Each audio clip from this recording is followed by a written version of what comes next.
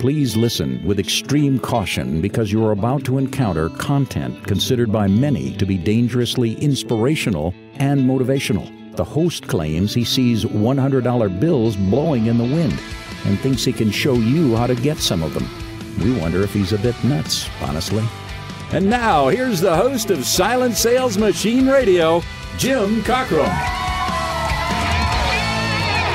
Welcome back to the next episode of Silent Sales Machine Radio. I'm your host, Jim, and I've got a super short episode for you today because I'm fired up about a topic that I think is really important, especially if you're new to making money online.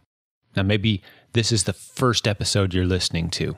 And if that's the case, I really encourage you to go back and listen to some of the previous episodes to get a little more in-depth detail on the topics we're hitting today. But the theme of today is it too late? Am I too late to get into this whole internet business thing? Is it saturated? The answer is no, it's not. There's never been a better time. But what I'm going to do right now is attempt to convince you that that's true.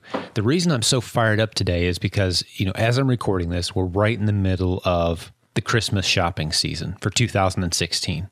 And just like 2015 and 2014 and 2013 and 12, 11 and 10 and 9, all the way back, you can go back about 15 years and you'll see this trend.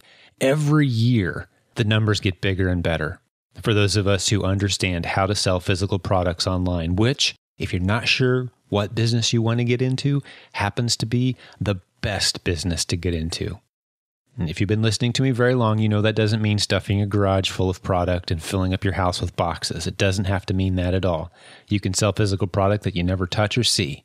You can live on a tiny island in the middle of nowhere and be in this business. We teach you how to do that. That's what the Proven Amazon course is. But this isn't a commercial for the Proven Amazon course right now. This is convincing you that you aren't too late with facts and evidence.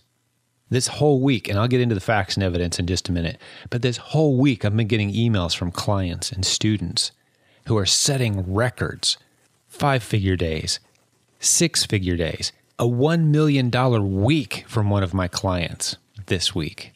Online business is booming. Never mind the thousands of people who are finally finding a way to put an extra few $100s a week in the bank and make ends meet. We've got something for everyone in between.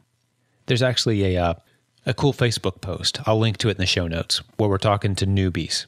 And this show is primarily for newbies. Those of you who are brand new to making money online, you've never made any money online, you're wondering if you're too late.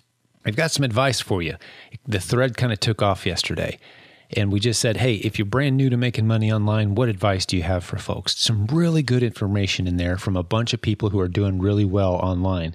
So I'll link right to that in the show notes. If you go to silentjim.com, look for the show notes for this episode. We'll have a link right there. You can join our free Facebook community. Jump in there, get encouraged, okay? But here's the facts. Let me just hit you with these. You may be thinking to yourself, wow, the numbers are getting bigger every year, Jim. I'm too late. This was the year when the tipping point happened and only the people who are in already are going to make any money going forward.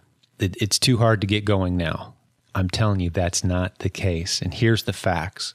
If you made all retail buying, let's just talk about the United States now, and I'll put a link to this exact graph. This is a U.S. Census Bureau data that I'm talking about right now. I'll link right to it. As I'm recording this is up-to-date information. If you put all retail buying in the United States into a big pie, okay, just think in your mind right now, how much of that pie is being sold online versus offline? And the odds are, unless you've heard me talk about this topic before, if you were to just take a guess, you'd probably think 40% or 50% even.